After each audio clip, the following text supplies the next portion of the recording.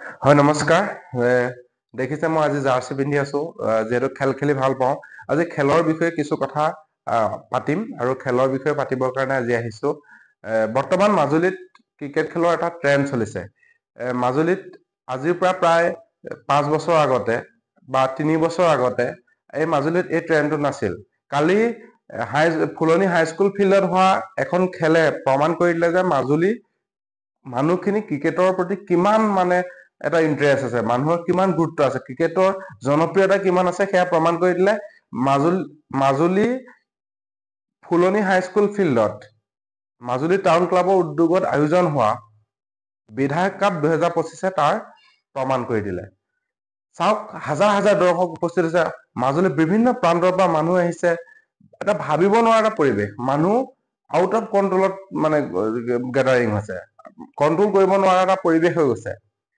আৰু খুব ভাল লাগিছে আৰু এই উদ্যোক্তাসকল যিসকল উদ্যোক্তাই এই উদ্যোগটো লৈ মাজুলী ক্ৰীড়া ক্ষেত্ৰখন আগুৱাই নিয়াত সহায় কৰিছে সেইসকল সমাজকৰ্মী তথা ক্ৰীড়া প্ৰেমিক আমি এই ভিডিঅ'ৰ জৰিয়তে আন্তৰিক ধন্যবাদ আৰু কৃতজ্ঞতা জ্ঞাপন কৰিছো এই বৰ্ষতে জানুৱাৰী মাহত বনগাঁও খেলপথাৰত অসম ভিত্তিত দিবানৈশ খেল হৈছিল খুব এটা ভাল পৰিৱেশত এখন খেল হৈছে তাতো দৰ্শকৰ বিপুল সঁহাৰি এইবাৰ ফুলনি হাইস্কুল ফিল্ডত পুনৰবাৰ প্ৰমাণ কৰি দিলে যে মাজুলীত ক্ৰিকেটৰ জনপ্ৰিয়তা আছে আৰু এই ক্ৰিকেট খেলৰ জৰিয়তে মাজুলীখন আগুৱাই নিয়াৰ ক্ষেত্ৰত যথেষ্ট ভূমিকা গ্ৰহণ কৰিছে সেই অগ্ৰণী ব্যক্তিসকলে গোৱালাবাৰীত ডে নাইট ক্ৰিকেট খেল হৈছিলে তাতো যথেষ্ট ব্যক্তি মানুহৰ সমাগম হৈছিলে মই সেয়া আপোনালোকক দেখুৱাইছিলো কালি কি গোটেই আটাইকেইখন খেল মাজুলীত যিমান ডে নাইট ক্ৰিকেট খেল হৈছে আটাইকেইখন খেলৰ ৰেকৰ্ড ভংগ কৰিছে মানুহৰ উপস্থিতিয়ে কালি খেলখনত পূৰ্বৰ সকলো ৰেকৰ্ড ভংগ কৰি ফুলনি হাইস্কুল ফিল্ডত সৰ্বাধিক মানুহ হৈছে ৰঞ্জন বৰাদা এই আপাহতে আমি ধন্যবাদ জ্ঞাপন কৰিছো তেখেত বিশিষ্ট সাংবাদিক হোৱাৰ উপৰিও তেখেতে যেন ক্ৰীড়া ক্ষেত্ৰখনত যথেষ্ট ভূমিকা লৈ মাজুলীৰ বিভিন্ন প্ৰান্তত তেখেতে খেল হলে তাত চাবলৈ যায় আৰু শেষত মাজুলীবাসীক এখন ডাঙৰ খেলৰ উপহাৰ ৰঞ্জন দাই প্ৰথম আৰম্ভণি কৰি সেই ফুলনি অঞ্চলৰ যুৱকসকলৰ উদ্যোগত সেই যুৱকসকলৰ সহযোগত এখন মাজুলীৰ ভিতৰতে অসমৰ ভিতৰতে এখন জাকত জিলিকা খেল আয়োজন কৰি দেখুৱাই দিলে এই ক্ষেত্ৰত বিধায়কে সহযোগ কৰিছে বিধায়কে মুখ্য পৃষ্ঠপোষকতা কৰিছে তেখেতকো ধন্যবাদ জ্ঞাপন কৰিছো তেখেতে যেন ক্ৰীড়া ক্ষেত্ৰখনত এখোজ আগবাঢ়ি আহি তেখেতে যেন এই ক্ৰীড়া ক্ষেত্ৰখন সহায় কৰিবলৈ এখোজ আগবাঢ়ি আহিছে তাৰ কাৰণে আমাৰ ফালৰ পৰা ধন্যবাদ জ্ঞাপন কৰিছো কথা হল কি দুখৰ কথা এইটোহে যে কালি খেলখনত মাজুলীৰ পৰা হাজাৰ হাজাৰ টকা কিন্তু মাজুলীৰ বাহিৰলৈ গুচি গৈছে এই কাৰণে কৈছো চাওক মাজুলীত এই পৰিৱেশটো বা ভাল খেলুৱৈ বা অসমৰ বিভিন্ন প্ৰান্তৰ খেলুৱৈসকলৰ লগত যুঁজ কৰিব পৰা যিটো ক্ষমতা সেইটো তেতিয়াহে আহিব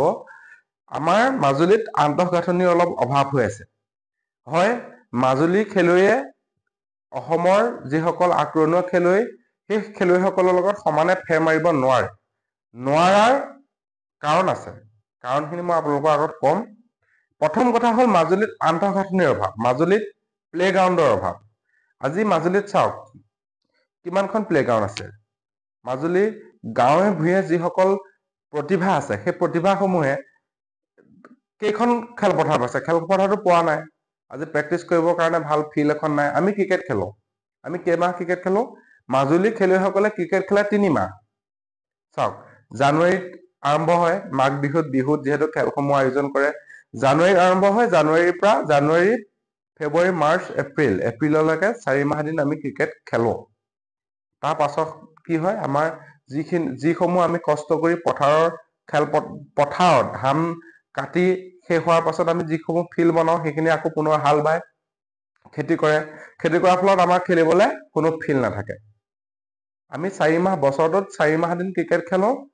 কিন্তু মাজুলীৰ বাহিৰৰ যিখিনি খেলুৱৈ সিহঁতে গোটেই বছৰটো 12 মাহে ক্ৰিকেট খেলি থাকে যাৰ ফলত সিহঁতৰ আন্তঃগাঁথনি বা সিহঁতৰ প্ৰেক্টিচ সুন্দৰভাৱে হৈ থাকে কাৰণে মাজুলী খেলুৱৈসকলতকে সিহঁতে আগবঢ়া হবই, সেইটো আমি দুখ কৰি লাভ নাই। এতিয়া সেই পৰিৱেশটো, আন্তঃগাঁথনিৰ পৰিৱেশটো যিহেতু মাজুলীৰ বিধায়ক ভুৱন গাম ডাঙৰীয়া যিহেতু আগবাঢ়ি আহিছে, আশা ৰাখিছো